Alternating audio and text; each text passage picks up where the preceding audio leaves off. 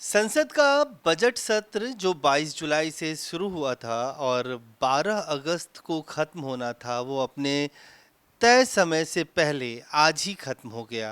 और इस पूरे सत्र के दौरान बहुत सारी नई चीज़ें हुई हैं, जिस पर ख़ास तौर से कांग्रेस पार्टी और पंजाब के जो सांसद हैं उन लोगों ने कई सारे ऐसे मुद्दे उठाए जो जनहित के मुद्दे हैं।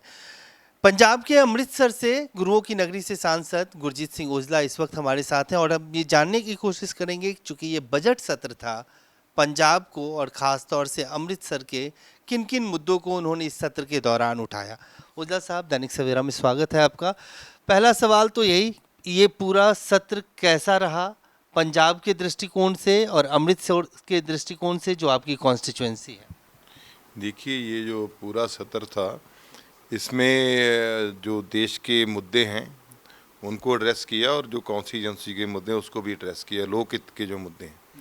तो एक पूरन जो कह सकते हो कि एक विरोधी धिर की जो भूमिका है वो हमने निभाई है पार्लियामेंट में। कौन कौन से ऐसे मुद्दे हैं, खासतौर से मैं पंजाब स्पेसिफिक और ख़ासतौर से गुरुओं की नगरी अमृतसर को लेकर आप पहले भी उठाते रहे, इस सत्र में आपने कौन से ऐसे 4-5 बड़ी चीज़ें, जो चूंकि बजट का सत्र था और हमने आज भी देखा एक दो मुद्दे आज भी आपने उठाया है, तो अगर सिलसिलेवार तरीके से पूछूं कि पहले इस दिन से लेकर अब तक कौन कौन सी चीज़ें, बड़ी चीज़ें आपने? देखिए, बड़ा सबसे मुद्दा नीट का एग्ज़ाम था, जिसके लिए हमने सरकार से मांगा कि उनको सज़ा होनी चाहिए जो लोग इसमें बहुत धांधली की है। सो उसके ऊपर हमने सरकार से बातचीत जो है वो की और पार्लियामेंट में भी उस मुद्दे को रखा। और बजट के ऊपर पूरी पार्टी ने अपना स्टैंड क्लियर किया कि किस तरीके से जो आम लोग हैं उनके दूर है बजट जो है। और मेरा जो था, मैंने फिर जो हेल्थ का था, हेल्थ की मिनिस्ट्री के ऊपर डिमांड फॉर ग्रांट को से बात हुई, तो मैंने अमृतसर को मेडिकल टूरिज्म हब बनाने के लिए सरकार से निवेदन किया कि उसको बनाया जाए और सरकार उसमें मदद करे। अच्छा, एम्स और पीजीआई के तर्ज पर जो हॉस्पिटल है वो अमृतसर में होना चाहिए, क्योंकि 80 लाख के करीब आबादी है जो अमृतसर केटर करता है। और अमृतसर वेल कनेक्टेड है by road, by rail, by air, internationally पहला शहर ही होगा। तो एक तो इसके ऊपर बात हुई। दूसरा, जो महंगी टिकटें हैं जो बाई एयर लेके जाते हैं, जैसे अमृतसर की टिकट 18-18 हज़ार की मिलती है, चंडीगढ़ की टिकट कई बार 12-12 हज़ार, 15-15 हज़ार की लगी होती है, आधे घंटे की फ़्लाइट है, 50 मिनट की अमृतसर की फ़्लाइट है। तो इसके ऊपर सरकार को निरंतर करना चाहिए प्राइवेट एयरलाइन के लिए। उसके ऊपर भी हमने अपना पक्ष जो है, एक प्राइवेट बिल के ऊपर चर्चा हुई तो उसके ऊपर भी हमने अपना पक्ष रखा। तो उसके अलावा जो अभी बासमती चावल का मुद्दा है, तो उसके लिए हमने बात की कि जो बासमती चावल है इसके ऊपर सरकार को जो इसकी पहले इन्होंने 1200 टन कैप रेट लगा दिया था एक्सपोर्ट के ऊपर। बासमती ज़्यादा एक्सपोर्ट होता है, वो इधर कम लगता है और ये फूड सिक्योरिटी आइटम भी नहीं है। तो सरकार ने पता नहीं क्यों, 50 साल तो हुए व्यापार होता है, कभी किसी ने ऐसी बात ही नहीं हुई, उसमें किसानों को भी अच्छी आमदन होती है, तो पता नहीं क्यों इन्होंने ये ऐसा किया। फिर पिछली बार विरोध हुआ तो $950 प्रति टन कर दिया। लेकिन अब जो मिडिल ईस्ट है वहाँ 1509 किस्म है बासमती की, जो नीचे वाली किस्म होती है, तो वो ज़्यादा मिडिल ईस्ट को जाती है। अभी तक उसका ऑर्डर ही नहीं मिला इंडिया को, तो वो सारा ऑर्डर पाकिस्तान को मिल रहा है, क्योंकि दो ही देश हैं जो बासमती उगाते हैं, एक इंडिया है एक पाकिस्तान है। और उसमें भी हम नॉर्थ रीजन में पंजाब ही अकेला, और पंजाब में भी अमृतसर जो वो बड़ी मतलब बासमती उगाता है ज़्यादा। तो पाकिस्तान के किसानों को इस नीति की वजह से बेनिफिट हो रहा है और बिल्कुल व्यापारी उधर जा रहे हैं ना, वहाँ से ले रहे हैं। 40,000 करोड़ का जो व्यापार है हमारा, जो 40,000 करोड़ का व्यापार है एक्सपोर्ट का, तो अभी तक ऑर्डर ही नहीं मिला। तो किसान की फसल तो तैयार है, तो किसान भी रोएगा, परेशान होगा, उसकी फसल का सही मूल्य नहीं मिलेगा। तो इसमें दिक्कत किसको है? जब लेने वाला राजी है, देने वाला राजी, सरकार के बीच में आ रही है। सरकार कह रही आमदन दुगनी करनी किसान की, तो किसान की आमदन कैसे दुगनी? वो तो आपको उसके पैसे छीन रहे हो। तो इसके ऊपर भी हमने आज चर्चा की है। और इसके अलावा लिखकर भी मुद्दे काफ़ी हमने जो सरकार के ध्यान में उठाए कि जो प्रॉब्लम कॉन्स्टिट्यूंसी की है। और जैसे अभी मिनिस्टर से मिलकर, रेलवे मिनिस्टर से मिलकर, एक आरओबी अंडर ब्रिज है वहाँ जहांगीर में, मेरे गांव में पड़ता क्षेत्र में अंडर ब्रिज बनना है। वहाँ एक प्रधानमंत्री सड़क योजना नाग कला एरिया जो गांव है उसके पास जहांगीर को जोड़ता है, एक तो उसकी अभी मंत्री साहब ने उसको यस किया कि वो बना के देंगे। एक लोहारका रोड बाईपास के ऊपर पुल है, उसकी अभी पेंडिंग हो गई है और मेरा ख्याल टेंडर हो जाएगा इस हफ्ते कि उसको कंप्लीट कराना, उसकी जो कंप्लीट कराने का वो भी कार्य जो है वो पूरा किया है मंत्री जी से मिलकर। और तो जो सत्र के दौरान आप लगातार अलग अलग कैबिनेट मिनिस्टर से भी मिलते रहे, मिलते रहे, और चाहे वो रेल का हो, स्वास्थ्य का को हो। रेल के बहुत ट्रेन के हालात खस्ता है, जैसे हरिद्वार को आने वाली ट्रेन के हालात खस्ता है, वो सबके डब्बे चेंज करने की बात की है।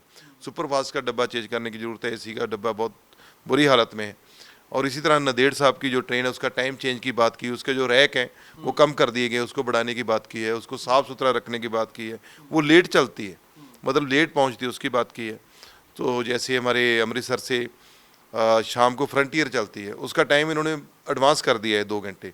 तो वहाँ वो सुबह दिल्ली पहुँचती थी, रात को जो अमृतसर से चलता था वो सुबह दिल्ली 6-7 बजे पहुँच जाता था, लेकिन अब वो टाइम 3 बजे 4 बजे पहुँचता है सुबह, तो आदमी कहाँ जाएगा। तो ऐसी जो मुद्दे छोटे हैं इनको भी सारा लोगों ने ध्यान में रखा है। एक हमारा दाना मंडी पकतावाला, उसके फाटक की जो वो ब्रिज है उसको जल्दी सरकार बना के दे। एक हमारे वहाँ ब्रिज है खेमकन रोड के ऊपर, चबार रोड के ऊपर बनने वाला, तो उसकी ये मांगे रखी हैं। और भी जो फाटक हैं अमृतसर के, वो सारी डिमांड जो है फिर सरकार को ध्यान में लाए कि सरकार कैसे भी इसको ठीक करे, क्योंकि ज़्यादा मुश्किल आ रही है कि सरकार की जो स्टेट गवर्नमेंट उसके पास फंड नहीं है। तो उसकी बात की है। फिर एक क्वेश्चन लगा था और उसमें हमने सरकार से पूछा था जो गंदे पानी हैं, जो नाले हैं, ये इसको सरकार प्रबंध करे इसको साफ़ करने का और इसके रख रखाव का, और सीवरेज डालना, सीवरेज डाले, कुछ भी करना। तो सरकार ने एक जवाब दिया, वो तो पहले भी हमें पता था, लेकिन हमने सरकार ने लिखती जवाब दिया है पार्लियामेंट में, फ्लोर ऑफ द हाउस, कि ये जितने भी रिजर्वायर्स हैं जहाँ बरसाती नाले हैं, जहाँ रिवर्स हैं जिसमें गंदा पानी आता है, ये स्टेट गवर्नमेंट की जिम्मेदारी है। तो स्टेट गवर्नमेंट के पास ही डिपार्टमेंट है, स्टेट गवर्नमेंट ने इसको दूर करना है। तो ये भी सरकार ने लिखती बयान दिया, क्योंकि बड़ा इशू बना, हमारे तुंग टाप ट्रेन का इशू है, उसको हम बार बार कह रहे हैं कि इसको किसी तरह कंप्लीट कराओ। सेंट्रल गवर्नमेंट उसका मैसेज रिकॉल ले लेती है, नोटिस करती है, लेकिन स्टेट गवर्नमेंट उस पर काम ही नहीं कर रही, तो वो मुद्दा हल नहीं हो पा रहा। वो सब्जेक्ट बीच में फंसा है, वो फंसा जाए। जो सब्जेक्ट हमारे स्टेट के साथ मिलके चलने वाले वो सब बीच में अटके हुए हैं। जैसे नेशनल हाईवे है, अक्वायर स्टेट ने करनी है, अब वहाँ 3 मेरा ख्याल पैकेज हैं जो 107 किलोमीटर के, वो टर्मिनेट हो गए हैं, मतलब जिसके टेंडर हुआ था। तो ये बातें तो स्टेट को करने वाली, स्टेट काम नहीं अच्छी तरह कर रही है, इसकी वजह से हमारे प्रोजेक्ट भी लेट हो रहे हैं और आगे अच्छा काम नहीं कर पा रहे हैं हम लोग। पट्टी मखू लिंक है, उसकी बात हुई है मंत्री साहब से, बोले एक्वायर करा के दो जमीन, वो भी नहीं मिल रहा। हॉर्टिकल्चर यूनिवर्सिटी बननी है अमृतसर में, उसकी ज़मीन एक्वायर करके नहीं सरकार दे रही, 40 करोड़ की उसकी ज़मीन है, 100-150 करोड़ की रेलवे की एक्वायर करके देनी। तो दोनों काम बहुत अहम है, तो लेकिन स्टेट गवर्नमेंट काम नहीं करेगी तो काम कैसे होगा। तो स्टेट गवर्नमेंट की वजह से हमारे जो सेंटर के प्रोजेक्ट हैं वो काफ़ी डिले हो रहे हैं। आज एक प्रोटेस्ट आप लोगों ने पंजाब के सारे सांसदों ने सदन के प्रेमाइस में किया, संसद भवन में किया, वो क्या मुद्दा था एमएसएमई को लेकर आप लोगों ने? बिल्कुल एमएसएमई को लेकर हमने वो प्रदर्शन किया है, क्योंकि जो 43B आर्टिकल का एच है उसमें इन्होंने एक प्रावधान कर दिया है कि जो भी व्यापारी लेन देन, छोटा जो स्मॉल स्केल इंडस्ट्रीज है, कि आपका जो व्यापारी का लेन देन चलता है, आपको उधारी का काम है, आपको पता ये गांव तक इनका सामान जाता है, जो स्मॉल स्केल इंडस्ट्री, कब्जे किल जो भी हैं। तो इन्होंने कहा कि जब 15 दिन तक आप अपना जो बिल है वो क्लियर करोगे, नहीं तो यदि 45 दिन तक क्लियर करोगे तो उसके लिए आपको एग्रीमेंट देना होगा सरकार को कि हमने इससे उधार लिया, हम इसको दे देंगे। यदि आप नहीं देते, उसके ऊपर हो जाएगा, तो सरकार उसको आपकी इनकम मान लेगी जिसने उधार उठाया है, और वो टैक्सेबल कर देगी। ये तो बड़ा मतलब पता नहीं किस तरीके से इन्होंने बना दिया, ये तो बड़ा मूर्खों वाला काम है। और इसका सारा फायदा मीडियम इंडस्ट्री और लार्ज इंडस्ट्री को हो रहा है, क्योंकि उनके ऊपर ये कानून लागू नहीं है, ये 5 करोड़ के नीचे वाले व्यापारी के ऊपर लागू है, जो जिसका व्यापार है। हाँ, तो उसको तो ख़त्म कर रहे हैं। एक तरफ एमएसएमई की बढ़ाने की बात कर रहे हैं, एक तरफ उसको ख़त्म कर रहे हैं। तो सरकार को ये, अब आज हमने एजिटेशन भी किया है, हम वित्त मंत्री से भी मिले थे, तो वित्त मंत्री ने यकीन तो दिलाया कि हम इसको ठीक करेंगे, ये वाकई गलत है। तो देखो अब कब तक यह होता है, इसका भी वेट करेंगे। मुल्ला साहब, अब चूंकि आपके क्षेत्र की बात हो गई, ओवरऑल इस बजट सत्र को किस तरह से देखते हैं आप? क्या आपको लगता है कि बजट में पंजाब को जो उम्मीद थी कि पंजाब के साथ न्याय होगा, वैसा कुछ हुआ?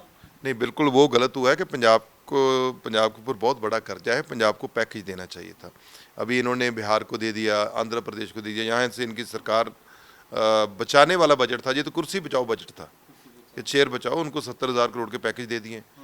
तो पंजाब को तो ज़्यादा ज़रूरत है, बॉर्डर स्टेट है, और मुश्किलात से गुजर रहा है। पुराना कर्जा है इसके ऊपर, और अब जो सरकार है वो भी कर्जा उठा के चल रही है, तो कर्जा उठा के पंजाब कैसे चलेगा। देश दुनिया की हर खबर सबसे पहले देखने के लिए फॉलो करें Dainik Savera TV, YouTube, Facebook, Instagram, X और व्हाट्सएप चैनल पर।